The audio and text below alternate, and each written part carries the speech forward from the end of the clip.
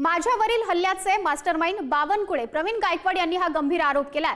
काटे आणि बावनकुळेंना God father म्हणतो असं सुद्धा गायकवाडांनी म्हटलंय। गायकवाडांनी काटेंचे बावनकुळेंसोबतचे व्हिडिओ दाखवलेत। आमची पुरोगामी विचारधारा भाजपला घातक वाटते, अजितदादा आता काय भूमिका घेणार असा सवाल सुद्धा गायकवाड यांनी उपस्थित केलाय।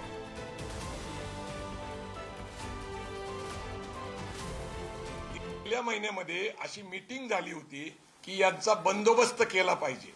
मी जे सांगतोय ही न्यायालयाने दिलेली एफआर आहे।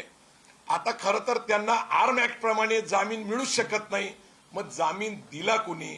आणि ज्या अर्थी स्वतः दीपक काटे हे प्रदेशाध्यक्ष बावनकुळेंना गॉडफादर म्हणतात, त्यांचं संभाषण व्हायरल झालेलं आहे, गॉडफादर म्हणतात। आता गॉडफादर आहेत आणि गॉडफादर म्हणतात की तुम्ही काही करा, तुमच्या मागे देवेंद्र फडणवीस आहेत आणि मी स्वतः आहे।